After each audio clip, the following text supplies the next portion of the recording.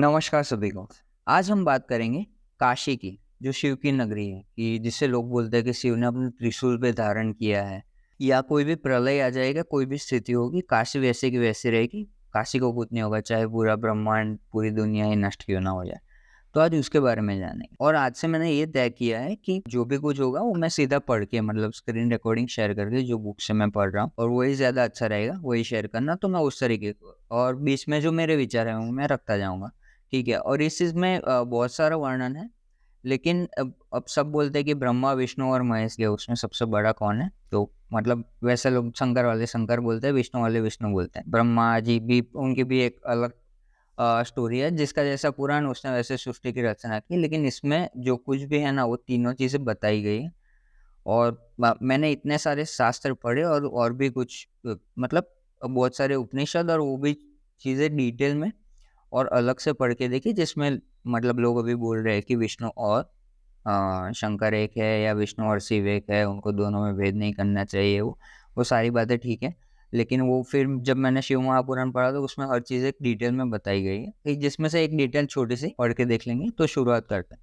अब इसमें ऐसा है कि ये श्री कोटि रुद्र संहिता का है, और इसमें लिखा गया है कि परब्रह्म परमात्मा का शिव शक्ति स्वरूप में प्रागट्य, पंचक्रोशात्मी काशी का अवतरण, शिव द्वारा अविमुक्त लिंग की स्थापना, काशी का महिमा तथा काशी में रुद्र के आगमन का वर्णन।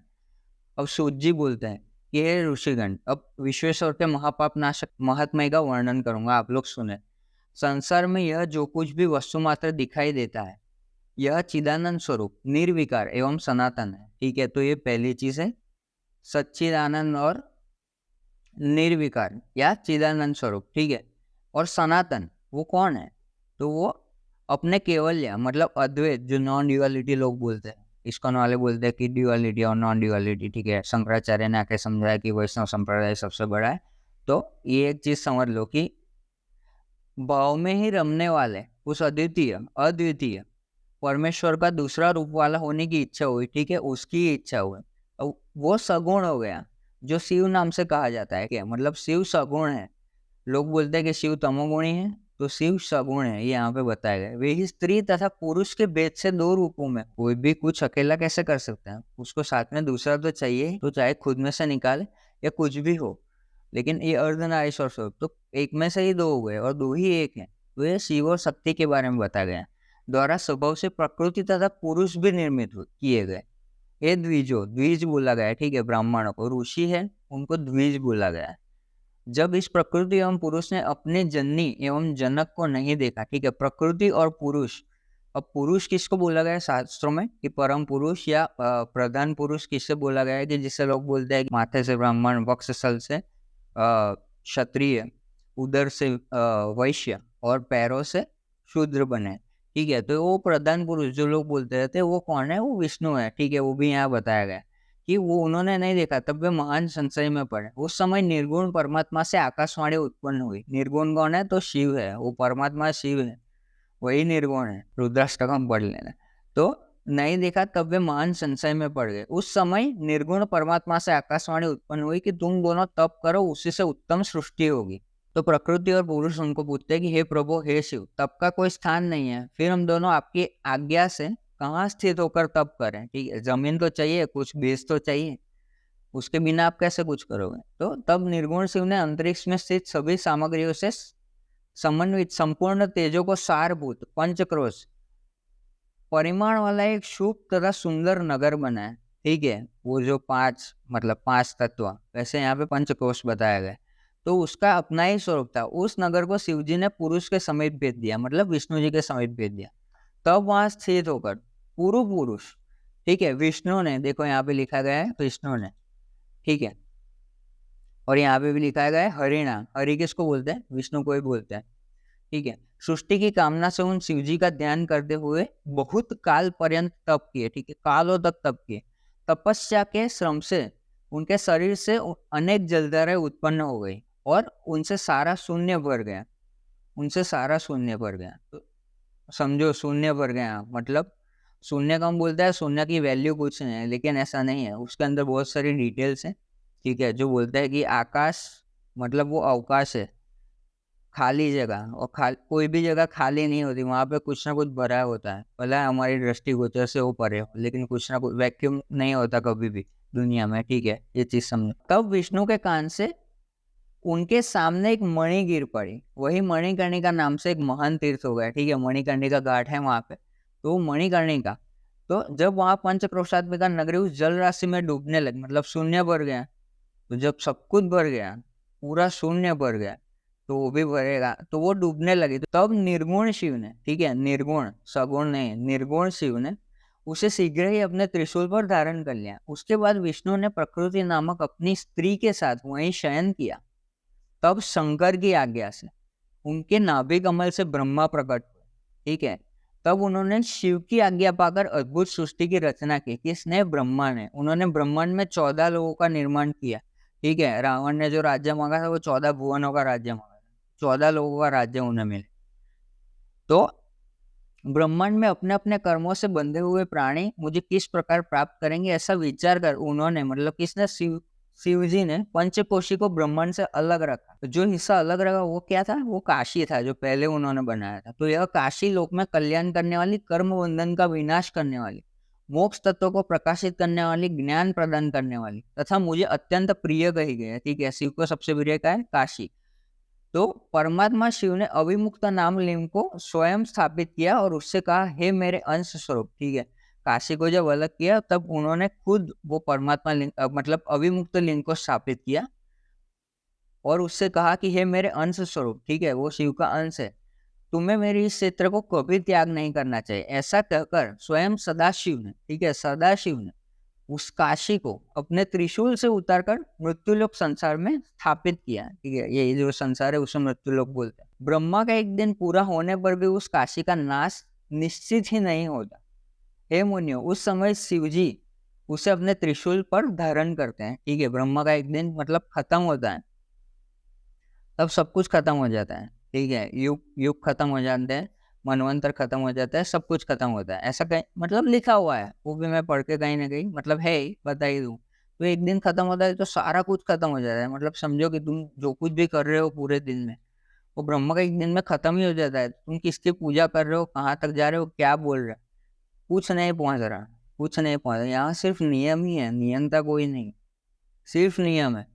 और मतलब जो हम बोलते हैं ना चेतना, ये प्रकृति बहुत बड़ी चेतना स्वरूप है, जिसे आप छल नहीं सकते कभी भी किसी भी चीज से। तो मतलब कितना भी आप कुछ कर लो बाहर से, लेकिन आडंबर दिख ही जाने वाला है, तो उसको आप छल नहीं पाओगे। फिर उसके नियमों को आप अपने लिए परीक्षा बता देते हो, और जो लोग आपको सुनते हैं और आपको मानते हैं उनको बोलते हो कि आपने कहीं ना कहीं जन्म के पाप किए थे, और हमने, हमारा जो हो गया है वो हमारी किसी न किसी रूप में भगवान परीक्षा ले रहा है, बस इतना ही भेद है।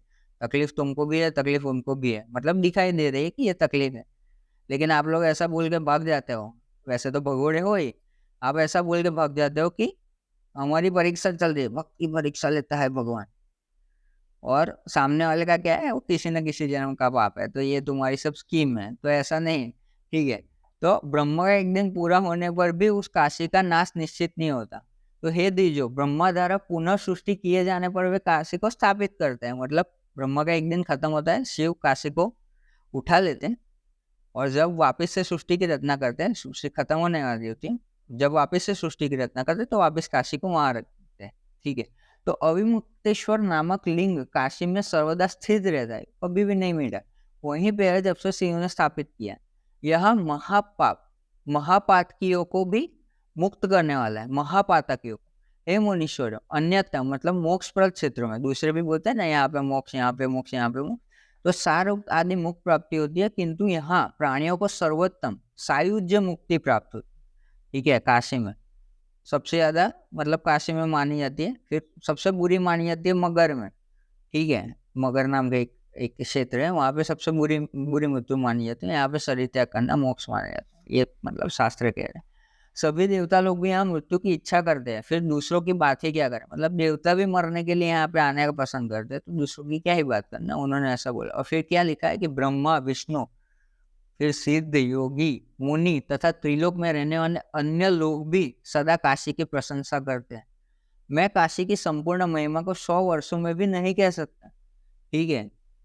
100 वर्षों में भी खाली ये एक जो शिव ने त्रिशूल निर्गुण शिव ने त्रिशूल पे धारण किया, सिर्फ उस काशी की महिमा 100 वर्षों तक सूर्य जी खुद नहीं कह सकते। वो उतना भी कम समय है। तो उसको धारण करने वाले उस त्रिशूल की, उसको पकड़ने वाले वो हाथों की, वो संपूर्ण सदाशिव की, वो फिर वासुकी, माता पार्वती, उन सब की तो बात ही अलग है। समझो तुम, खाली शिव ने जो 5x5 में बनाया है, जो त्रिशूल पे धारण किया, उसकी महिमा कहने 100 वर्षों तक भी नहीं कह पाएंगे, ऐसा बोल रहे हैं। ठीक है। तो अब इसके बाद में रुद्र आते हैं। ठीक है, अब समझना है इस बात को। हे विश्वेश्वर, रुद्र बोलते हैं। हे महेश्वर, मैं आपका हूँ, इसमें संदेह नहीं है। हे महादेव, ठीक है, मुझ पुत्र पर अंबा सहित आप कृपा कीजिए। मुझ पुत्र पर अंबा सहित मतलब माता पार्वती सहित कृपा कीजिए। हे जगन्नाथ, ठीक है, वो शिव को जगन्नाथ बोलते हैं। हे जगत पते मतलब जगत के पिता, लोक कल्याणकारी कामना से आप यहीं पर सदा निवास कीजिए और सबका उद्धार कीजिए। वो शिव, रुद्र किसको बोलते हैं? शिव को बोलते हैं। ठीक है, मैं यही प्रार्थना करता हूँ। फिर सूर्य जी बोलते हैं कि तदंतर मन तथा इंद्रियों को संयत करने वाले अविमुक्त ने भी बारंबार शिव की प्रार्थना करके अपने नेत्रों से आंसुओं को गिराते हुए प्रसन्नता पूर्वक शिव जी से कहा। किसने कहा? अविमुक्त ने, जिसको शिव ने स्थापित किया था काशी अलग करके। ठीक है, वो अलग करके उन्होंने, शिव ने खुद स्थापित किया था, उन्होंने अंश बोला था, उसको हमेशा वो प्रोटेक्ट करते ही रहते हैं पूरी।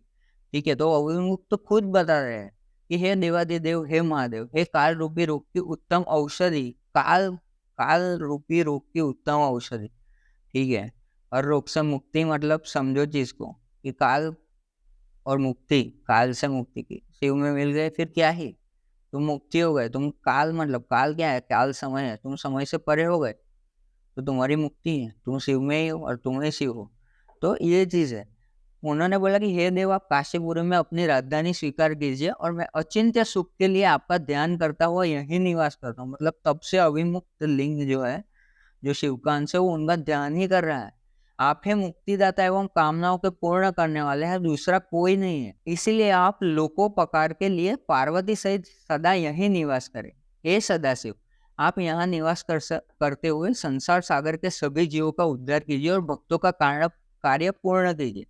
मैं आपसे बारंबार प्रार्थना करता हूँ। फिर सूर्य जी लास्ट में बता दे कि इस प्रकार उन विश्वनाथ के द्वारा प्रार्थना किए जाने पर सबके स्वामी शंकर जी लोकोपकार से यहाँ भी निवास करने लगे। जिस दिन से वे हर काशी में आए, तभी से वह काशी सर्वश्रेष्ठ हो गई।